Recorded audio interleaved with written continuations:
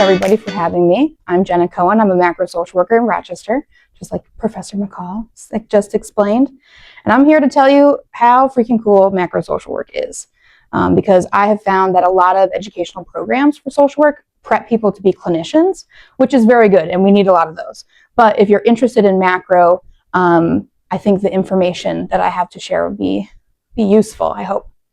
So first I wanted to ask you, what do you picture in your mind when you hear, I'm a social worker? And feel free to just call out whatever you want. What do you picture when you hear social worker in your mind? Go ahead. Somebody who's like working for Child Protective Services. Child Protective Services, yeah. I think that's someone working in a school or someone just connecting people with resources. School resources. That's really good. So a lot of people, when they hear social work, they picture direct client work, which is one type of social work. It's called micro social work. But really, that's just the tip of the iceberg. Macro is where policy meets people. We focus on systems, and we do that by creating processes and infrastructure that supports interagency coordination. We work with organizations, coalitions, and communities, and we do that by helping with fundraising. We do strategy and development. We evaluate the services that are being provided to make sure that we're providing high quality care to the clients that we serve. And we help with communication, so sharing about what programs exist, in the news or in community. And we design programs and policies that help to influence social, economic, and political change. And we do that with community engagement. We do that with advocacy through storytelling, which we'll get into a little bit more later. And we do that through legislative change. So social workers are pretty rad. What is a good macro definition? This is one that I like a lot. It's the social work practice that focuses on creating change at the community, organizational, and policy levels. Macro social workers design, evaluate, and improve programs. They advocate for systemic solutions. They develop resources, and they strengthen the structures that support communities. So what are some traits and qualities and skills of a good macro social worker? We are innovative problem solvers. We're systems thinkers. We connect authentically with people pretty easily. We're excellent project managers. We're very purpose-driven. You might also hear the term mission-driven a lot, like when you're doing applications in professional settings. And we're very naturally collaborative. We like people. We like to work with people. We like to hear from people. And we like to use what we learn and what we hear from the people that we're serving to help improve what we're doing. So now I want to talk a little bit about the role of community and how community has personally influenced me, how it's influenced my career choices. Community was always a safe place for me to call home.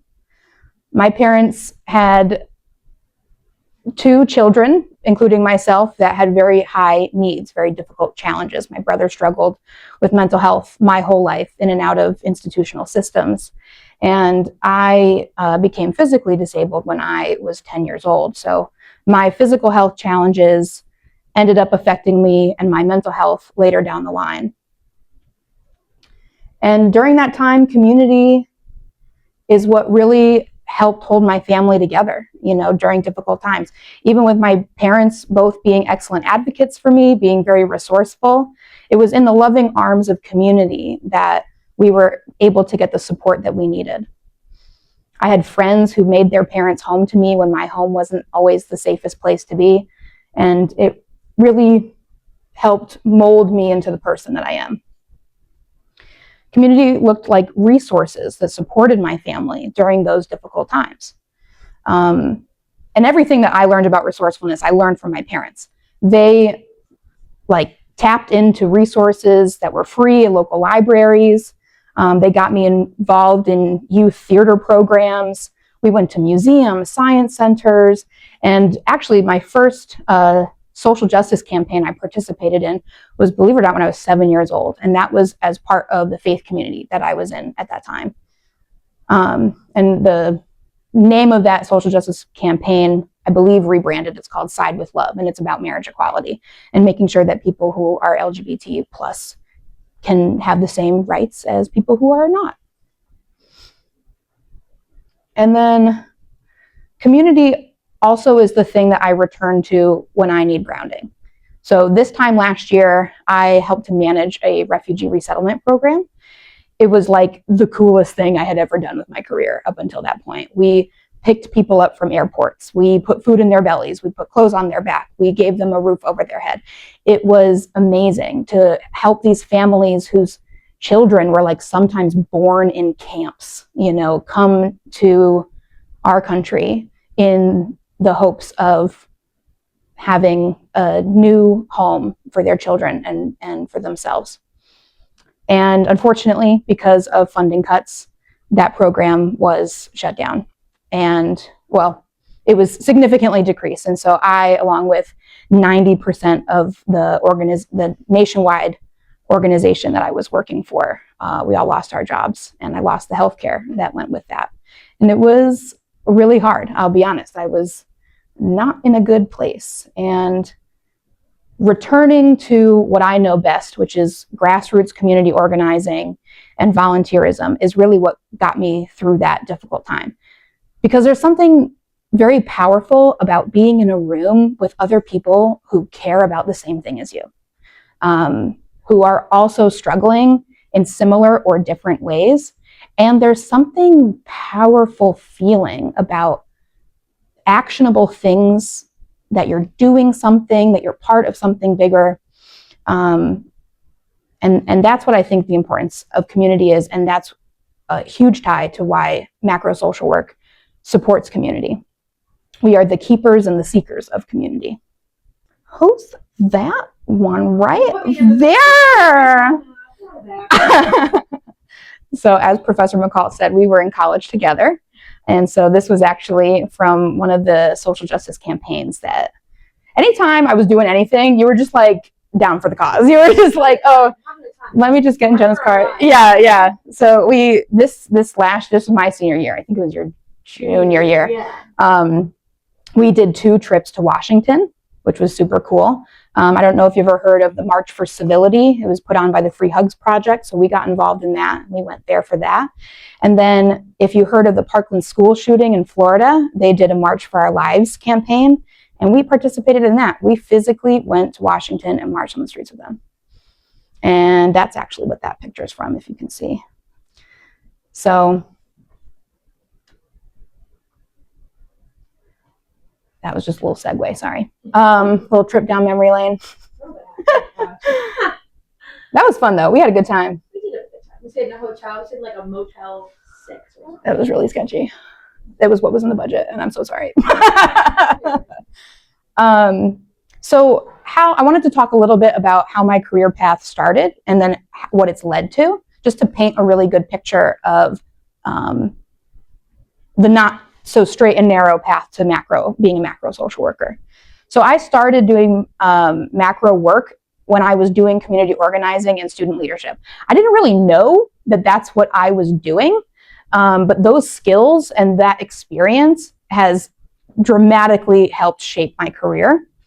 I did coalition building. I did social justice campaigns. I did volunteer coordination, communications. I even did public speaking. So if you are familiar with Take Back the Night on campus, anybody see some head nodding, and Slut Walk, I did speak at those as well back in the day. And I was not a traditional student. So when I was in college, I was a working student. So I worked almost full time for a nonprofit organization that helped people with intellectual and developmental disabilities. And so that's where my introduction to micro social work really started. That's when I was doing direct client care. I was for the people who had mobility challenges in addition to their developmental disabilities. I helped feed, bathe, clothe people. We took them out in the communities at activities. And that's where that micro work started. For people who had some higher functioning and needed more social emotional skill building or vocational skill building, I also did that with them. I started doing a little bit of training and onboarding work at this time. So I was pretty good at what I was doing. And so they had new staff and new employees come shadow me. And so I was able to start doing some of that very early in my career, which was actually very fun. Then my career moved forward. After I graduated from college, I started a job as a care manager. And that's where I was doing still some micro social work, but also some meso. So if you know, micro, like we said, was the direct client work. Meso is small groups. So think like families, providers, and schools, things like that. So I, as a care manager, helped with resource navigation, system mapping for clients with really complex care needs. Because I had so many health problems growing up and still do, I was like uniquely qualified at helping people who had really complex challenges and maybe had multiple providers or were multiple systems involved. Like maybe they were in foster care and they were in a wheelchair and they went to a residential school setting. You know, like there was a lot of complexity that I was pretty good at managing. So I also did goal planning and execution. And I even had one of the highest graduation rates at that job. So clients who worked with me were more likely to graduate from that program by completing the goals that they set out to do, which was really cool. And so because of that, I did more of the training and more of the onboarding and more of the shadowing for new care managers. I also helped to improve some of the training materials themselves. I had figured out kind of a system or a workflow to how to get the work done and how to keep track of things. And so I started teaching that to my colleagues.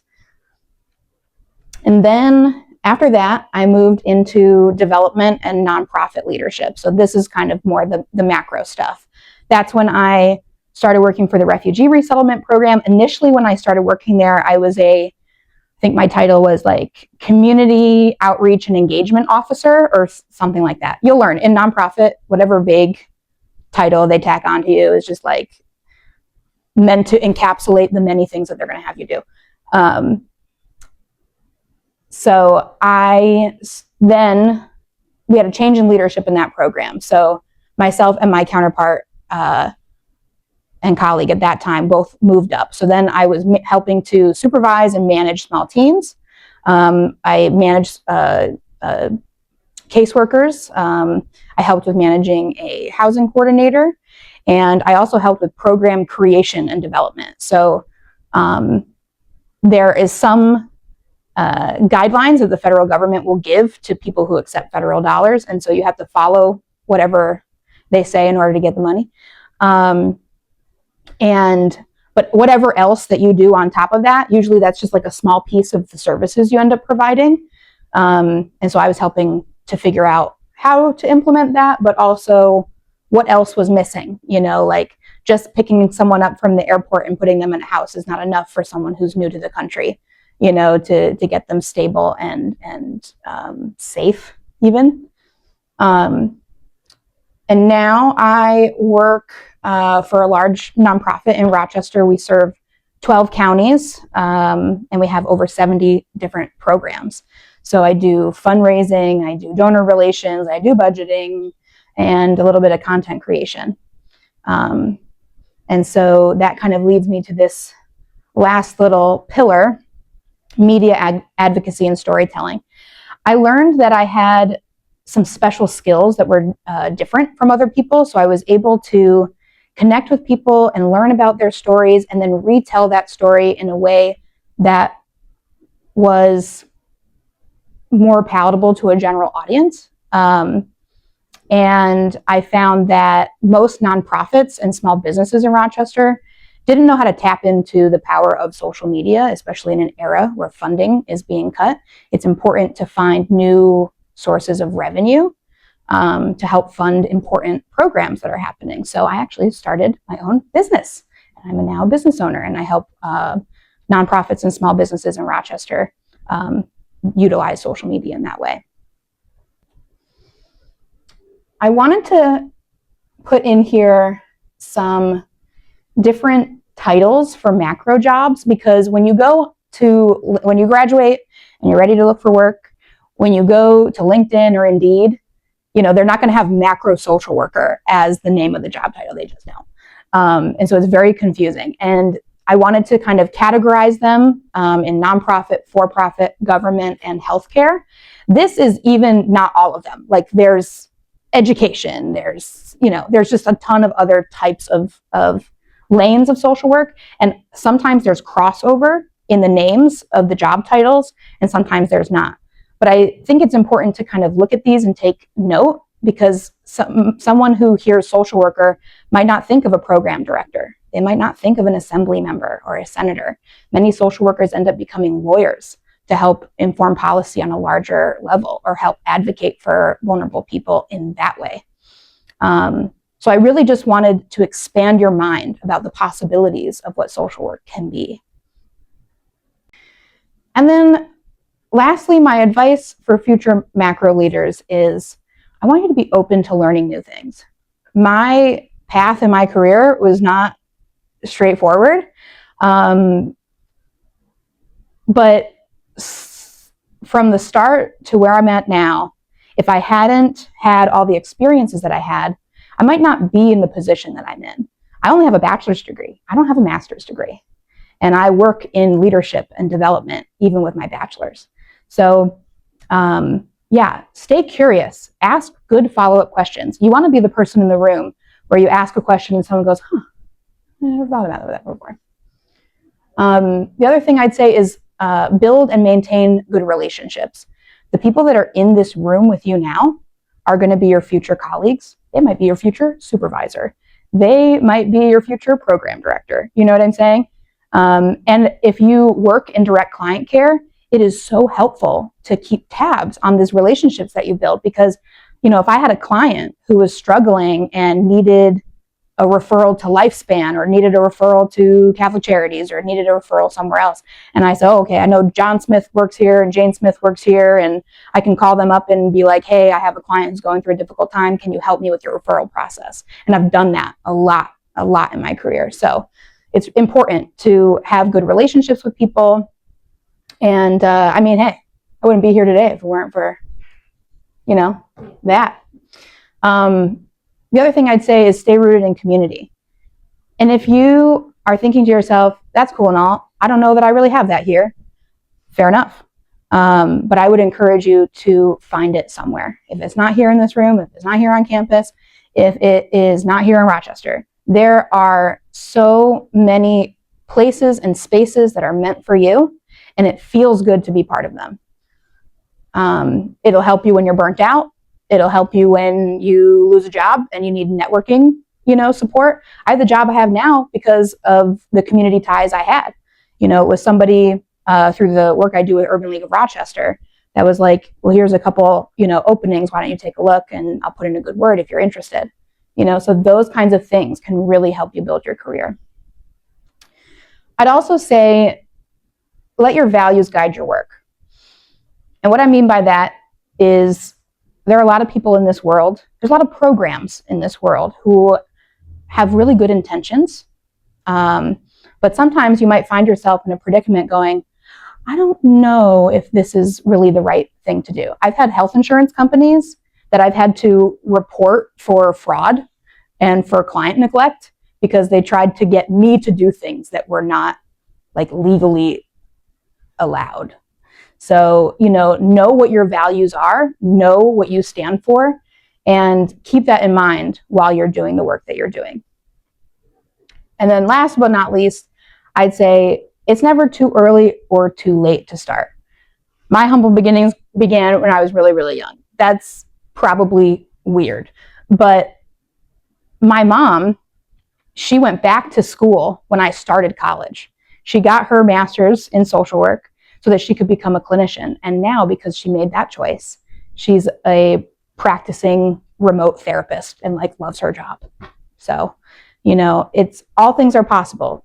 Don't sell yourself short, and don't talk yourself out of an opportunity that could be useful to you. So I just wanted to offer, this is my last slide. Editing Jenna coming in just to say thank you so much for watching my video. Thank you for making it to the end, and for being curious about macro social work, maybe curious a little bit about my life and career, and I hope you got something out of it. So if you have any questions, leave a comment. Maybe share this with somebody who is interested in becoming a macro social worker. Okay, bye now.